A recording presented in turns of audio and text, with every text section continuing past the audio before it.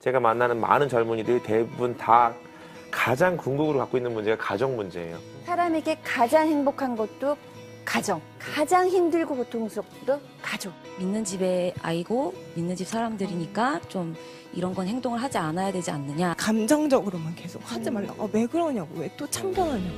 여러분들이 가족에 대해서 고민한다는 그 자체가 하나님께서 너무 기뻐하시겠다라는 생각이 드는 것 같아요. 가정 안에는 예수 그리스도가 가장 중요하다. 예수 그리스도가 계시는 것이 아멘. 희생이 없이 헌신이 없이는 마음과 마음을 이어줄 수가 없어요.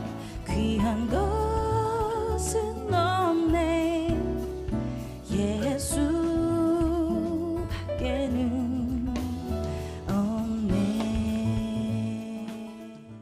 다음 세대와 함께 소통하는 방송 톡투의 대본은 바로 여러분의 이야기입니다. 가깝고도 먼 당신, 가족을 주제로 청년들의 고민 사연들 함께 나누고 있는데요. 오늘 스튜디오에 나온 청년들에게 한번 물어볼게요. 가족과 나는 얼마나 친밀한지 10점 만점에서 몇 점인지 궁금합니다. 네. 쉬워요. 10점 만점에 저는 아빠 때문에 7.5점? 그래도 높은데요? 아빠 때문에 올라갔다는 거야? 아니 아빠 때문에 내려갔어요. 왜 어떤 점 아빠 때문에? 아빠의 어떤 점 때문에 내려갔나요? 아빠가 이렇게 정답과 듣고 싶은 말 이렇게 물어보는 것과 듣고 싶은 말을 동시에 생각하고 말해서 그 말만 해야 되거든요. 아, 답정너구나 아빠가. 그런 말도 아세요? 알죠. 모르시죠? 아세요? 네. 답은 정해져 있다는 거죠? 네, 그렇죠. 아이들과 소통하는 아빠. 또 다른 분, 네네. 10점 만점에 우리 가족은 몇 점이다? 네. 저는 10점이요.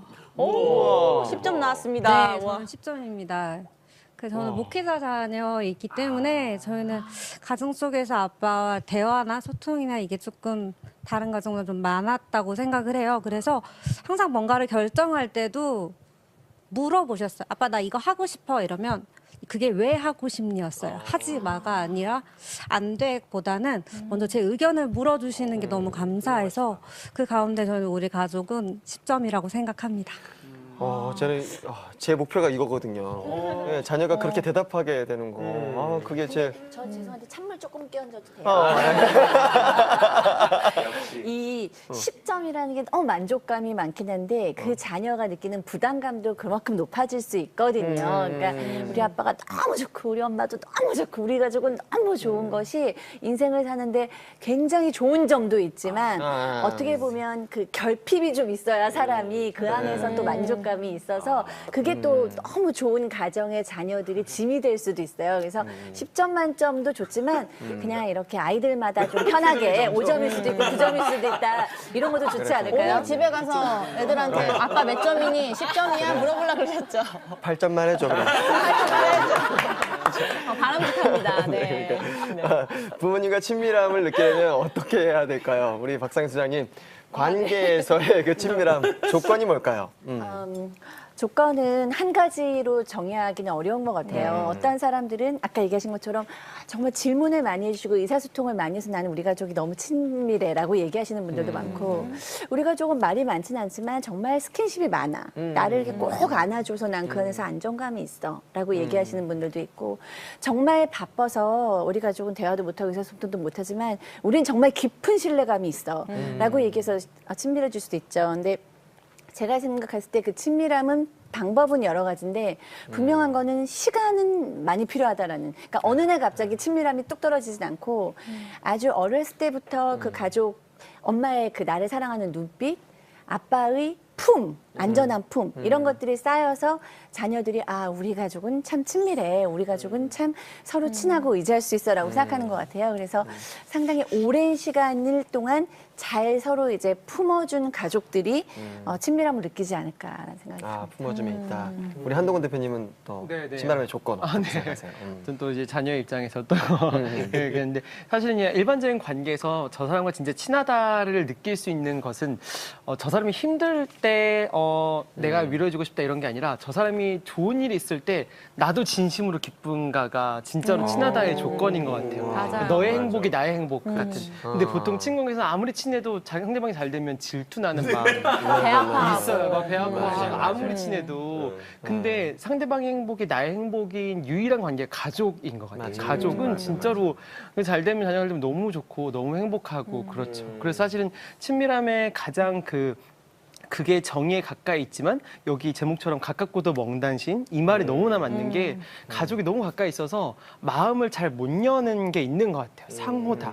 이제 부모님들은 부모님 다와야 하기 때문에 마음을 못 열고 자녀들은 당연히 이해를 못 할 거라고 하니까 마음을 못 열고 그래서 저도 이제 저 역시 자녀들 입장에서는 이런 게 잘 안 되기 때문에 마음을 열려는 연습을 되게 많이 하고 그 노력은 사실은 부모님의 입장에서는 열심히 하려고 하기 때문에 자녀 입장에서 먼저 더 많이 해야 되지 않나라고 생각은 많이 해요. 네.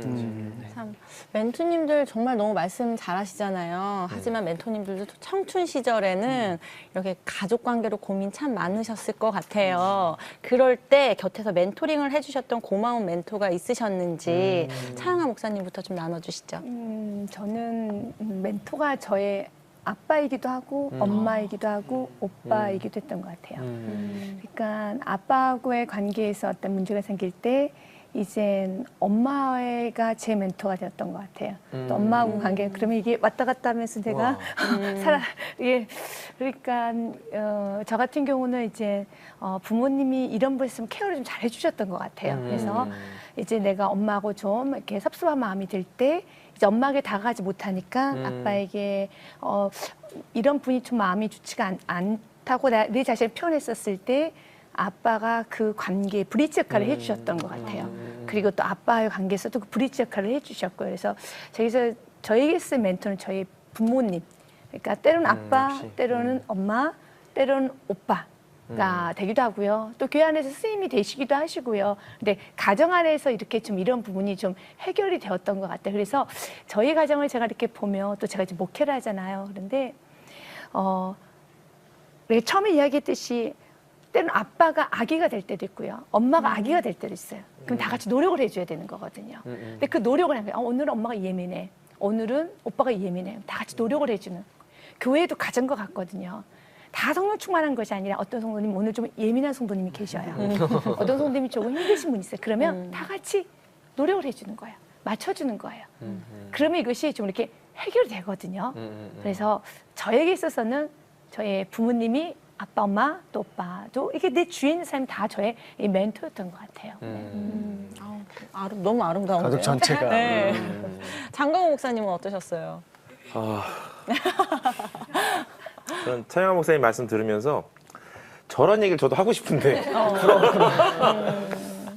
근데 제 주변의 성도님들이나 청년들을 보면 다 저렇게 얘기하고 싶어 하고 저도 그렇거든요. 근데 주로 부모님 때문에 너무 힘들어요. 그거는 어쩔 수 없는 부분인 것 같은데 저의 멘토라면 너무 이게 목사로서 식상한 말일지는 모르겠으나 저는 예수님 만나서 변화된 나이트클럽 DJ 오토바이 폭주적으로서 예수님 못 만났다면 인생이 절망이었을 것 같거든요. 왜냐하면 예수가 없는 제 삶을 비춰서 보면 그동안도 많은 멘토들이 왔는데 잘 안 하더라고요. 목사님들이 많이 거쳐가시고 광호야 할 수 있어 될 거야. 근데 잘 안 들리고 모르겠고 근데 정말 그분을 인격적으로 경험을 해보고 나니까 그때서야 들려지는 거예요. 그때서야 알겠는 거예요. 그동안의 이야기들이 정리되고 이것이 이어지면서 그러면서 제가 깨달은 게 있어요. 은혜는 주님께 받고 베풀기를 사람들에게 베풀어야 되는 거구나. 근데 그동안 나는 사람들에게 받고 싶었던 것 같아요. 그러니까 그게 채워지지 않으니까 힘들었던 것 같고 그래서 더 스스로 학대했던 것 같아요. 더 잘 돼야 되는데 더 잘해야 되는데 그걸 못하니까 더 자존감이 낮아지고 전에 우리 한동원 대표님께서 자신감과 자존감에 대해서 말씀하셨는데 결국은 자존감을 해결해 줄 수 있는 그런 영적인 원료는 하나님께로부터 나온다고 보고 이게 되면 자신감이 생기는 것 같아요. 그러니까 그 다음부터 공부도 할 수 있었던 거고 좋아지니까 이제 오늘 제가 왜 이러죠? 좋아지니까 저희 아버지가 이제 저희 교회 장로님이시거든요. 지금은. 근데 그런 얘기 종종 하세요. 성도들 앞에서. 장 목사가 얘기하는 건 다 돼. 근데 이게 저한테는 굉장히 감동이거든요. 이게 그러지 않았는데 하나님으로부터 은혜 받고 사람들을 섬기는 모습에서 이제 아버지도 인정하신 거죠. 아, 우리 아들이 어느 순간 보니까 잘 가고 있구나. 못 믿었는데 하나님 믿고 하나님 만나서 사람들 섬기는 모습 보니까 이제 안심해도 되겠다라는 시간들이 오더라고요. 그래서 지금은 너무 아버지랑도 좋은 관계고 영적인 멘토 하나님인 것 같아요. 하나님께 받고 나서 우리 가족들에게 이웃들에게 베풀 수 있는 힘이 우리 가운데 있으면 참 좋겠다는 생각이 들어요. 아니 곁에서 멘토링이라고 이제 질문을 하셨잖아요. 나도 곁에서 멘토링이었던 사람이 갑자기 생각나서 저는 이제 중학교 3학년 때 아내를 만났는데 저는 지금 여전히 지금까지도 어디서 당당히 얘기합니다. 제 삶의 멘토는 제 아내입니다. 왜냐면 이런 아내가 없었으면은 이런 제가 없거든요. 그러니까 이제 우리 삶에 그런 멘트가 누구나 있죠. 그런 어떤 작은 예수 하나님께서 도우시기 위해서 이게 심어놓은 어떤 멘트가 있지만 저는 이제 그런 제 아내. 합성 좋아지겠네요. 워낙 더 좋으신데 더 좋아지시면 일곱 낳게요. 보고 있지 여보? 이렇게 뭐 멘토가 곁에 있으면 참 좋겠지만 저 같은 경우는 중고등학교 때 멘토가 없었어요. 왜냐면 생각을 해보면 아버지가 목사님이시고 이러니까 교회 선생님이나 뭐 학교 선생님이나 누군가에게 내 얘기를 하면 그게 다 아버지 어머니 교회 욕이 되는 거예요. 그러니까 사람들의 연약함 때문에 저는 맨날 일기장이다 혼자 쓰고 이렇게 그때 일기장을 보면 그렇게 짠하고 성숙할 수가 없어요. 성숙으로 이렇게 지금의 제가 있습니다. 이렇게 전처럼 멘토가 없는 분들도 계세요. 그렇죠? 그런 분들을 위해서 저희 톡투가 나섰습니다. SNS를 통해 여러분이 보내주신 이야기 같이 나눠볼게요. 이번 사연은 페이스북으로 김하나 자매님이 보내주신 사연인데요. 박상희 소장님께서 소개해 주시겠어요? 제가 읽어볼게요. 명절날 가족끼리 모이면 저희 할머니께서 제일 먼저 하시는 일이 있습니다. 바로 동갑내기 남자 사촌과 저를 나란히 세워놓고 키를 재는 일이었죠. 왜 어릴 때는 여학생들의 발육이 더 빠르잖아요. 그래서 중학교 때까지는 제가 이겼어요. 그런데 고등학교가 되니까 사촌이 쑥쑥 크는 거예요. 제가 졌죠. 아이코. 그러자 이번에는 키가 아닌 성적으로 비교당하기 시작했습니다. 저는 일반고를 갔고 걔는 외고를 갔거든요. 일단 여기서부터 제가 지고 들어간 게임이 된 거죠. 그런데 할머니는 제가 이 집안의 첫 번째 손녀라며 늘 제가 이겨야 된다라고 얘기하셨습니다. 너는 우리 집 장손의 큰딸이야. 네가 잘 돼야 되는 거다. 난 외손주보다 친손녀가 더 귀하다. 네가 잘 돼야 돼. 그렇게 고모 아들인 사촌과 저는 경쟁 상대가 되었습니다. 저는 명절이 다가올 때마다 그 아이를 이겨야겠다는 생각에 엄청난 스트레스를 받고 있어요. 그래서 대학은 어떻게 됐냐고요? 그 아이는 상위권 대학에 갔고 저는 지금 삼수를 하고 있습니다. 목적은 하나예요. 그 아이보다 더 좋은 대학에 들어가야만 하는 운명으로 태어났으니까요. 거기엔 저희 엄마도 한 몫을 하셨답니다. 제가 시험에서 87점을 맞으면 잘했다, 수고했다가 아니라 좀 더 잘하지 아깝네 라고 하세요. 좋은 대학만 가면 할머니, 엄마도 만족시키고 집안의 첫째로서 자랑스러워 하실 것 같아요. 그 아이도 이기고요. 이런 제 생각과 삼수의 선택, 혹 잘못된 건 아닐까요? 잘못되지 않았을까요? 네. 할 말이 없으시죠, 갑자기? 네. 정말 너무 안타까워서. 맞아요.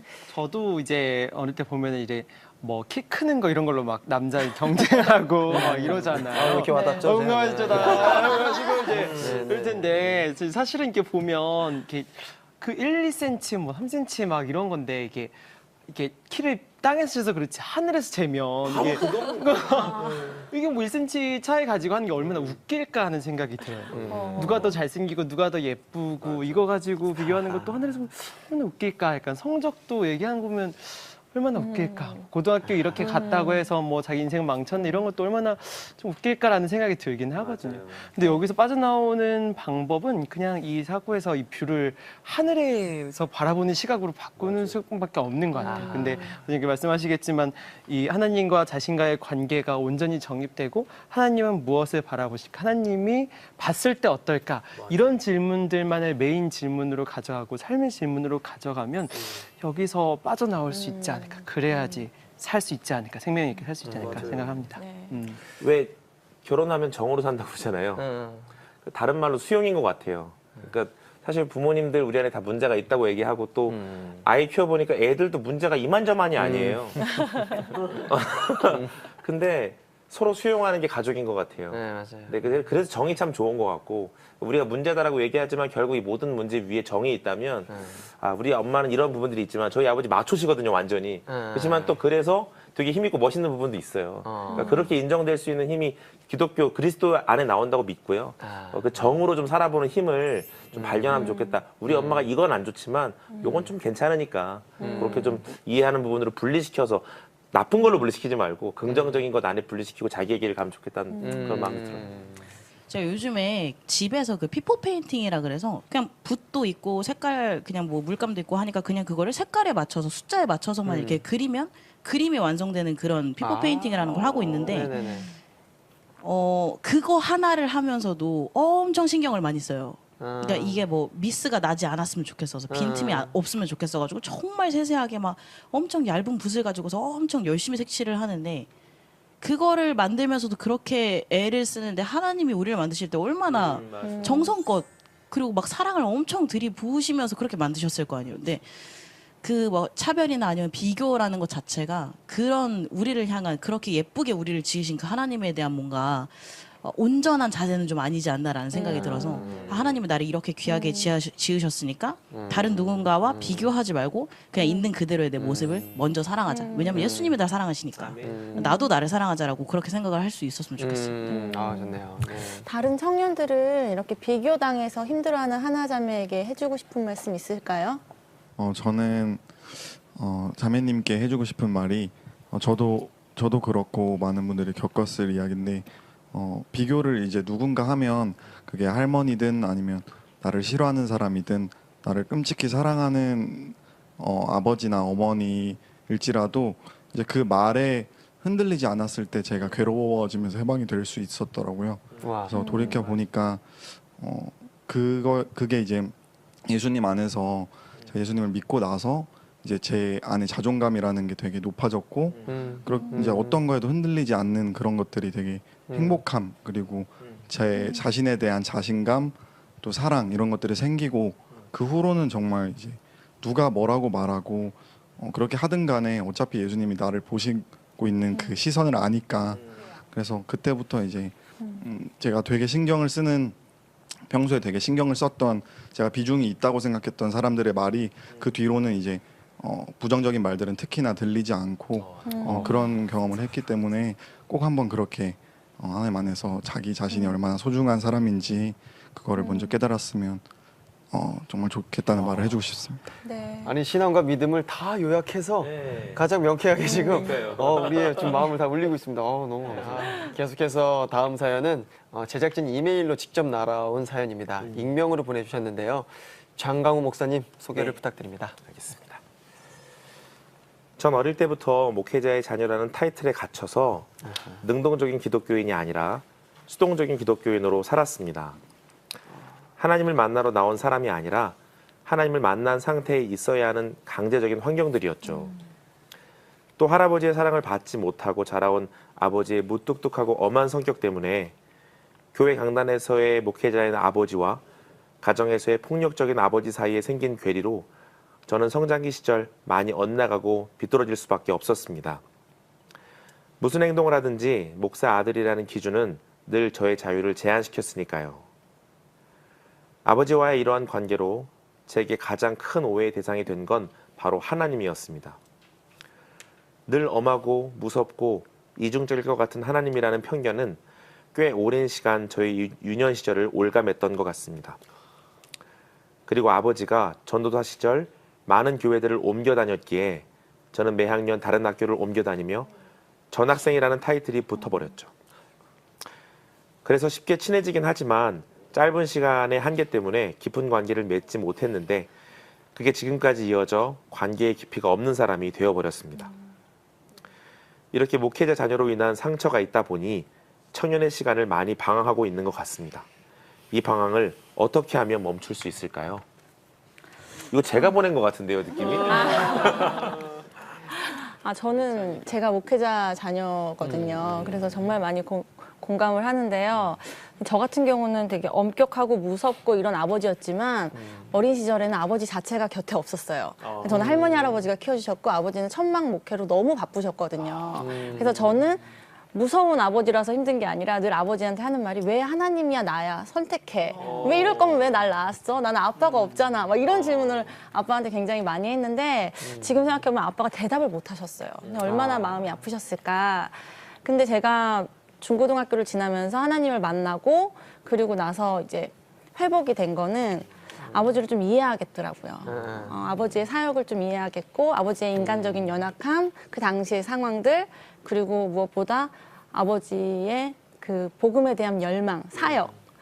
그래서 지금은 굉장히 아버지의 사역을 정말 팬으로서 너무 정말 감사하고 동역자로서 그만큼 아버지의 말씀을 은혜로 듣는데 이 사연을 주신 분은 너무 안타까운 건 이 아버지의 관계 때문에 하나님과의 관계가 끊어진다는 게 너무 안타까워요. 사실 이 관계만 있다면 아버지의 관계는 회복이 될 수가 있는데 미셸 씨도 태어날 때부터 아버지가 안 계셨다고 하셨는데 그 아버지의 부재가 미셸 씨 신앙에 어떤 영향을 미치셨는지 나눠주세요.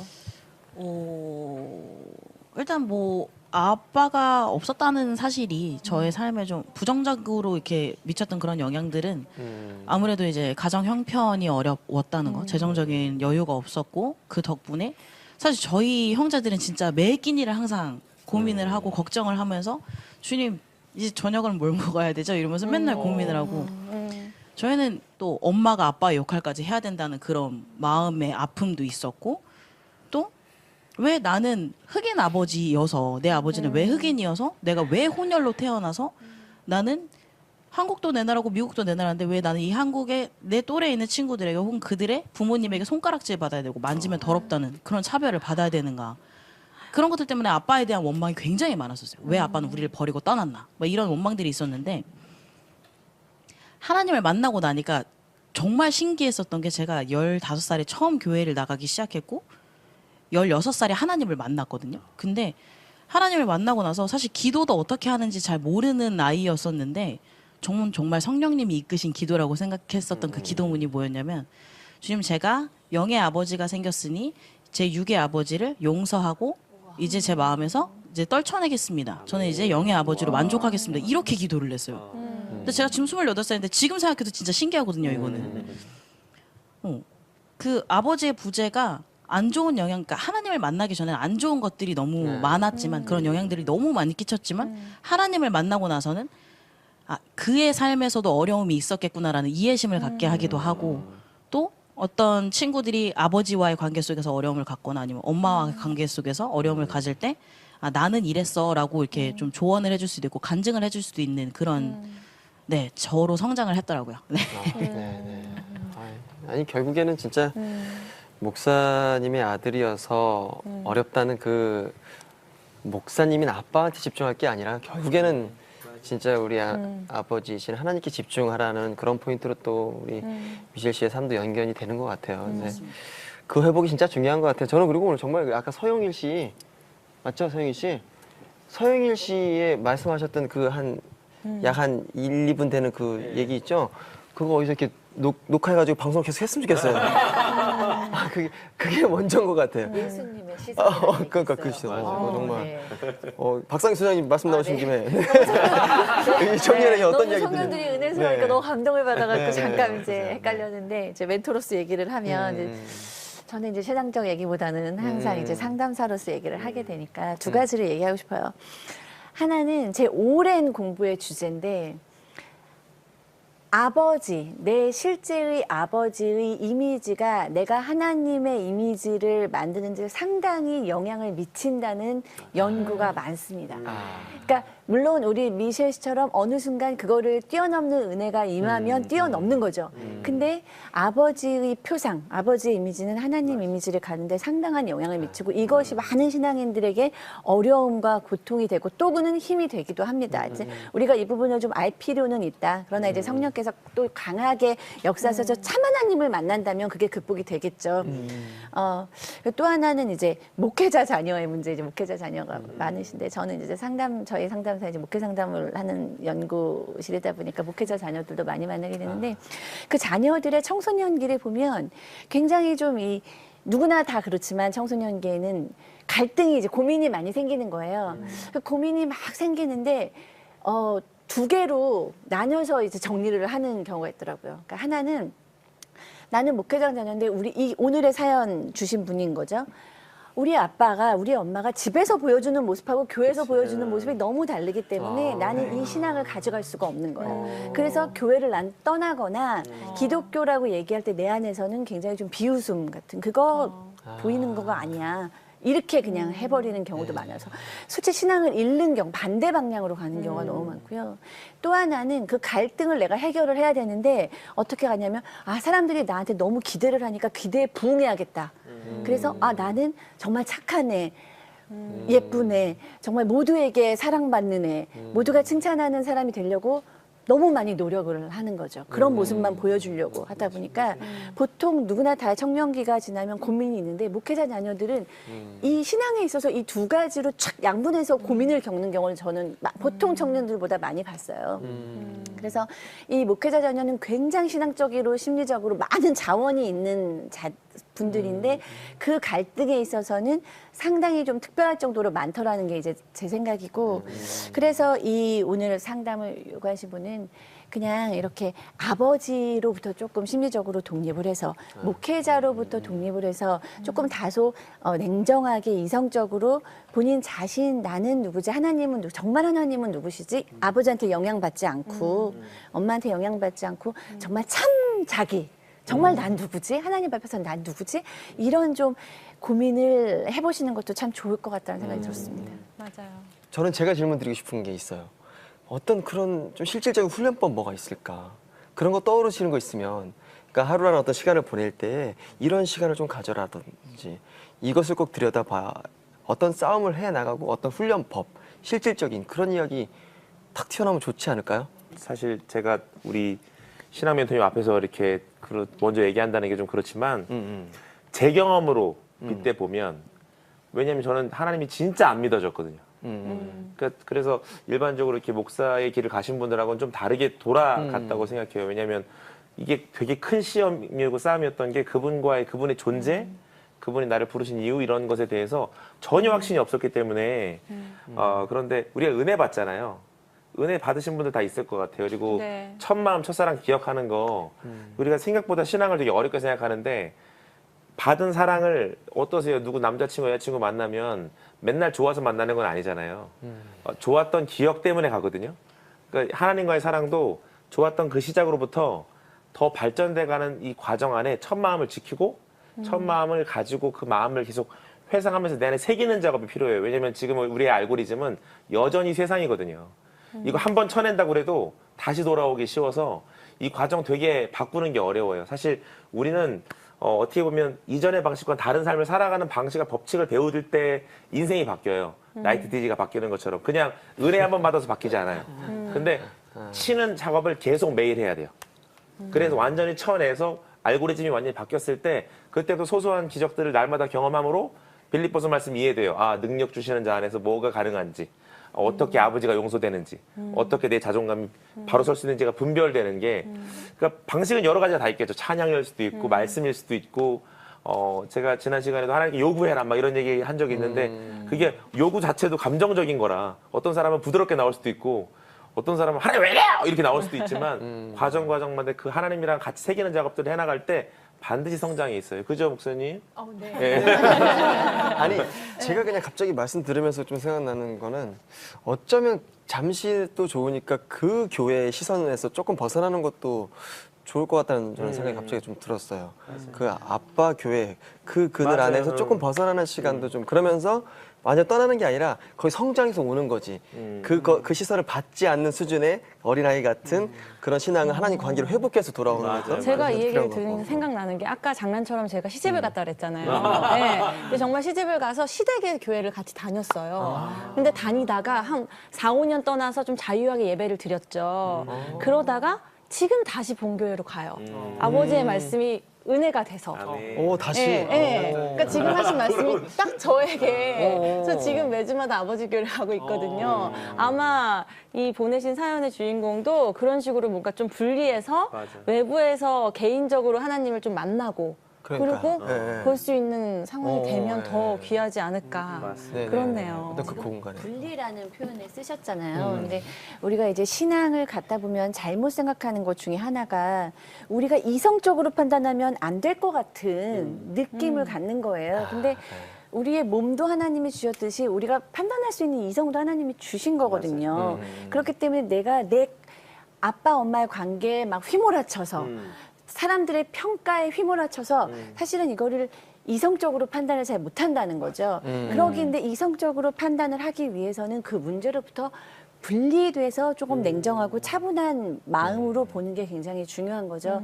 그래서 누가 너 계속 얘기하는 너는 인정받아야 돼, 사랑받아야 돼, 뭐 이런 식으로 너는 목회자의 자녀니까 응당 가장 잘해야지, 완벽해야지 이런 것들, 뭐 이런 것들로부터 그리고 아버지의 그런 어떤 무서운 모습부터 조금 떠나서 정말 하나님과 나와의 관계, 1대1의 관계, 정말 하나님 좋은 하나님이시기 때문에 저도 사실은 이제 막 교회 봉사를 열심히 하고 너무너무 하다가 스트레스가 이제 극에 쌓여서 봉사를 딱 그만두고 이제 나온 적이 있었어요. 근데 그때 그 죄책감이 굉장히 들잖아요. 죄책감이 하던 일을 다 놓고 나왔으니까 개척교회였는데. 당신은. 그때 저는 굉장히 그러니까 죄책감에 쌓여서 막 휘몰아쳐서 이성적 판단이 안 되는 거죠.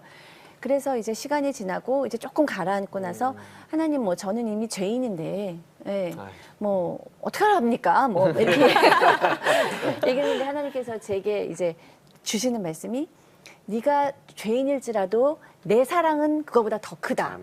이런 어떤 하나님의 그 음성을 저는 이렇게 느낄 수 있었어요.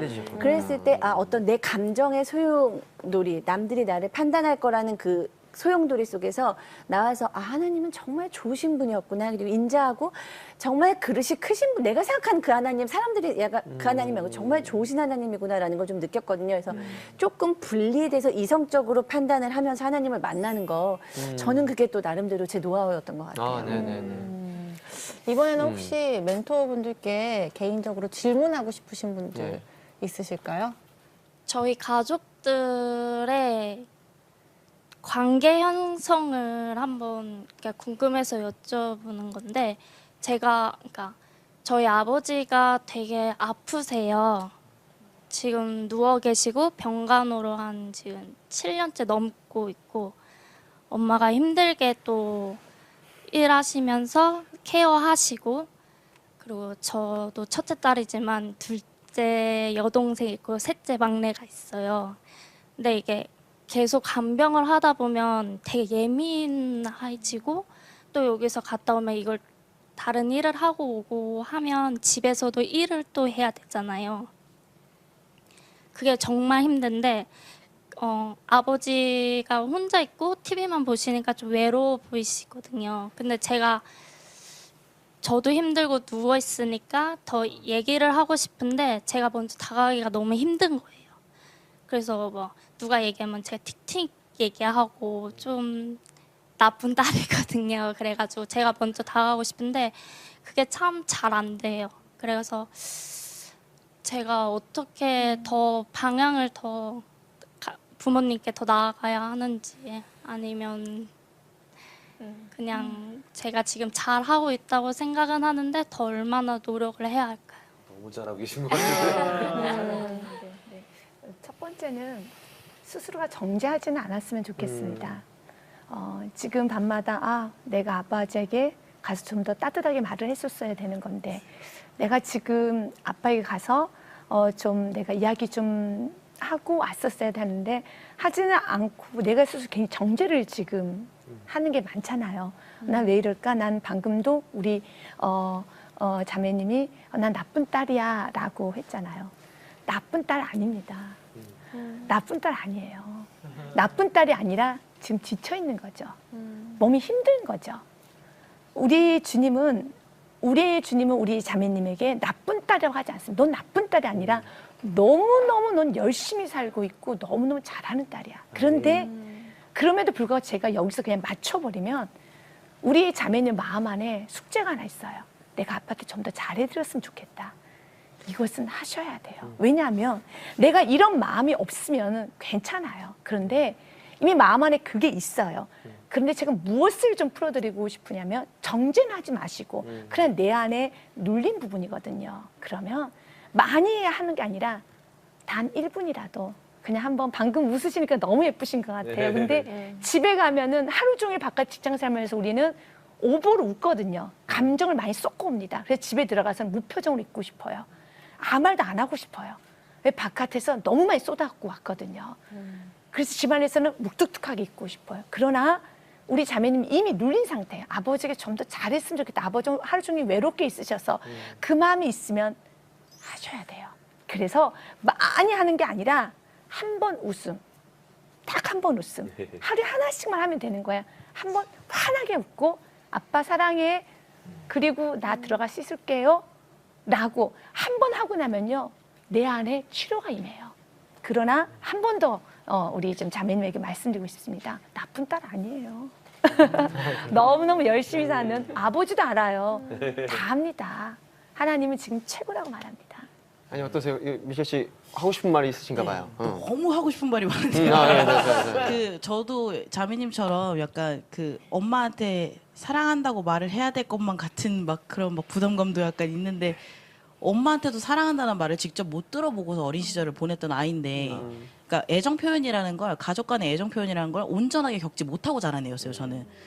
근데 제가 한 20살, 21살 때쯤 되니까 무슨 생각이 들었냐면, 아, 엄마랑 통화를 하고 전화를 끊었는데 뭔가 엄마한테 무슨 말을 했었어야 되는 것 같은데 못한 것 같은 느낌이 자꾸 막 확 진짜 막 깨림직한 느낌이 막 자꾸 드는 거예요. 근데 그러다가 그 생각이 어디까지 이제 도달이 됐냐면, 아, 내가 나중에 나이 먹어서까지 누군가한테 사랑한다거나 미안하다거나 고맙다는 말을 못하면 어떡하지라는 걱정까지 이제 가게 된 거죠. 그러니까 왜 이렇게 좀 연세가 있으신 분들, 우리 부모님들 세대 이렇게 보면은 아유 뭘 그런 걸 얘기를 해 막 이러면서 이렇게 말씀하시는 분들도 꽤 계시잖아요. 근데 저는 나중에 그러고 싶지 않은 마음도 엄청 크기도 하고, 근데 그게 나이 먹어서 그러지 말아야지가 아니라, 아, 내가 지금 할 수 있을 때, 조금 덜 부끄럽고 조금 덜 민망할 때, 그리고 내가 용기가 있을 때 해야 되겠다라는 마음을 먹고서 그때부터 제가 엄마한테 어떻게 하기 시작했냐면, 엄마 사랑해요 이게 아니라 사랑해요. 네. 이렇게 좀 장난스럽게 하기 시작했거든요. 저도 민망하기도 하고 처음 하는 거니까. 네, 근데 그런 것들 그냥 장난스럽게 하기 시작하니까 엄마도 얘가 왜 이래? 이러시면서도 되게 기분을 좋아하시고, 그런 것들이 서로 이제 오가다 보니까 감정 표현을 하는데 조금 더 완화되고 더 수월해졌어요. 그러다 보니까 사랑이라는 말이 쉬워지니까 미안해도 쉬워지고 고마워도 훨씬 쉬워지더라고요. 그래서 처음에 용기 내기는 좀 어려울 수도 있겠지만 그냥 이렇게 장난으로라도 이렇게 오빠 사랑해 이렇게 그냥 자기 전에 오빠 자 예수님 꿈꾸세요 이렇게 잠이 들 수 있는 그런 자매님이 되셨으면 좋겠습니다. 네, 오늘 저는 이 이야기를 이렇게 쭉 들으면서 공통점을 딱 발견을 했어요. 그게 진짜 가족이 문제점은 사랑하는 법을 몰라요. 우리가. 그걸 너무 못 배웠나 봐. 그리고 어떤 우리에게 그런 넉넉함이 좀 없나 봐요. 근데 결국엔 또 얘기를 다 들어보니 결국에는 그 사랑을 못하는 그 존재를, 그래서 내가 그렇게 힘들어졌던 그들과 우리가 늘 싸우거나 부딪히려고만 했던 것 같아. 그런데 결국의 방법은 하나님이었던 것 같아요.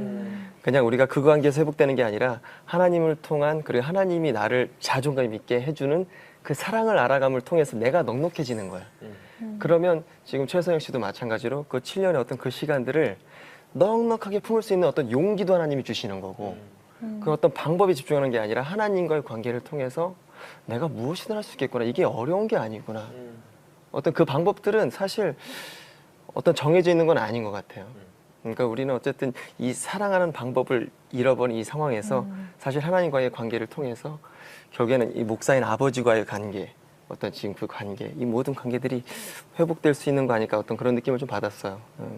뭐 가족에 관한 고민들 어떻게 이 자리에서 뭐 다 나눌 수가 있겠습니까?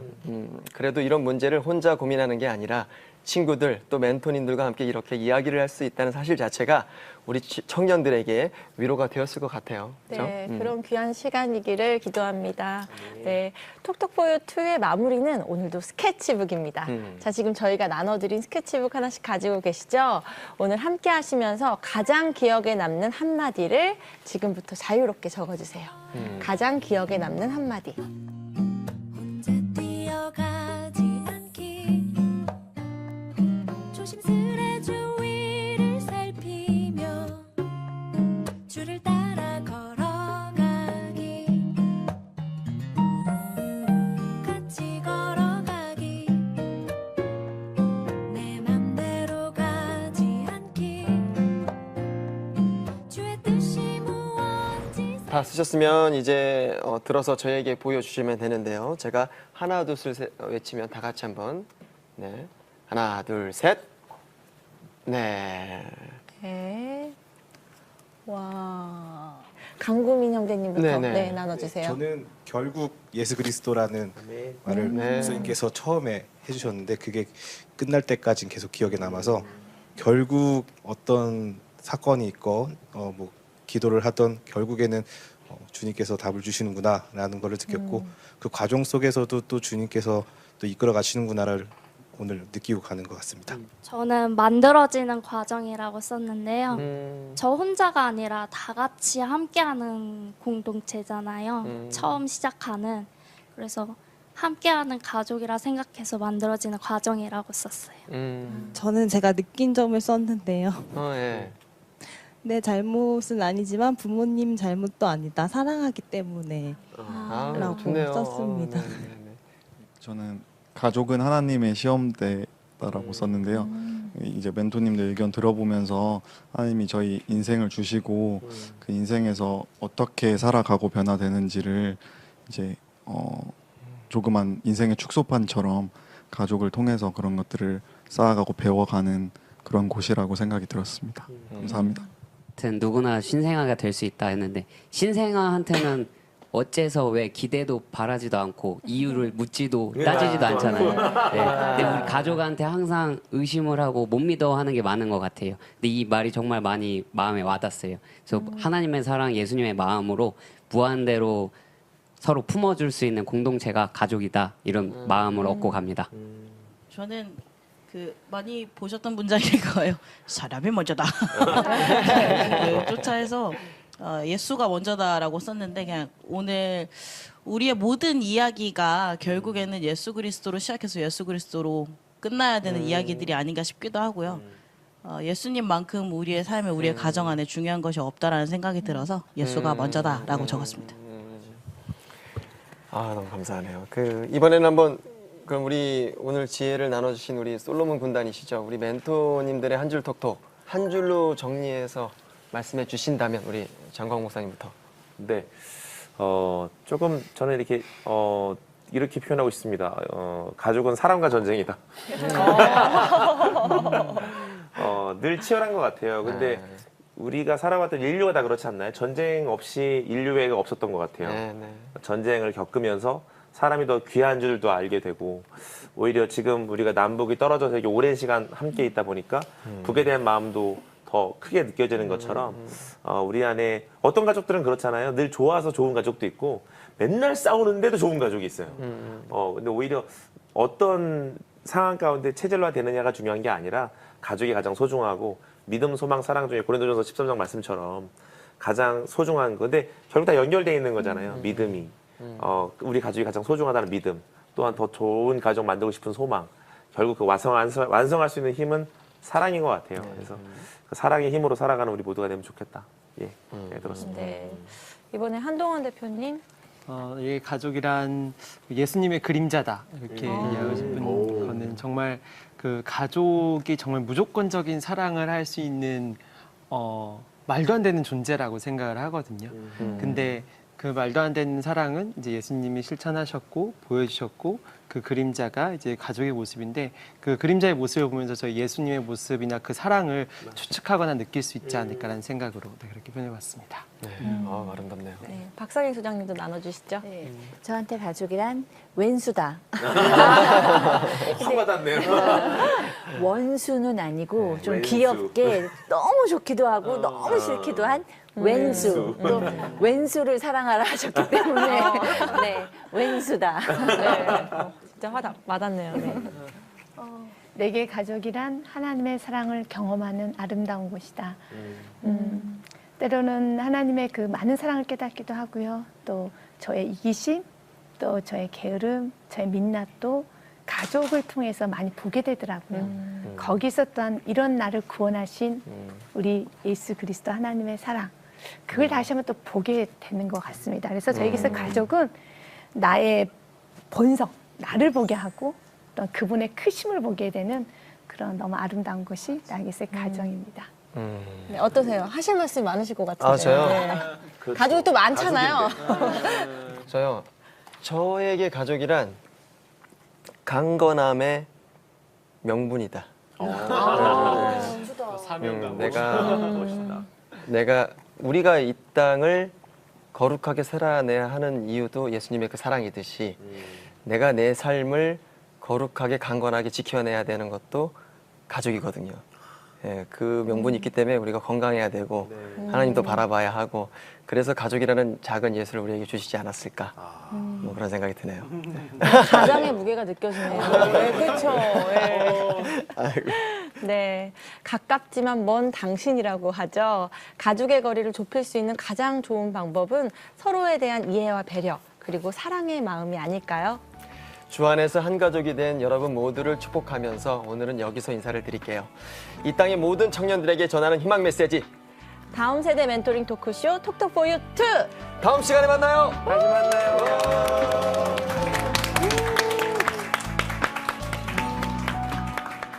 2018 CTS 가스펠 경연대회에 참가했던 10분의 수상자들과 우리 톡톡보유가 함께합니다. 내가 이 대회가 아니면 도전을 할 수가 없겠다라는 그 다른 사람들을 흔들어 깨워서 예수님께 인도해야겠다. 과거에 걸그룹 출신이셨던 분이 있습니다. 하지만 음악으로 복음을 전하는 직업을 갖고 사는 일 정말 쉬운 일이 아닙니다. 그래서 아들이 행복해하는 일 한 번만 기다려주고 믿어주면 안 되겠냐고. 나한테 왜 이런 고난을 주시나. 사명으로 부르고 싶다는. 찬양을 하면서 사람들에게 축복을 주는 게 아니라 내가 그 삶을 살게 되는 축복을 누리더라고요. 세상이 감당할 수 없는 그리스도인이 아닌가 하는 생각이 들고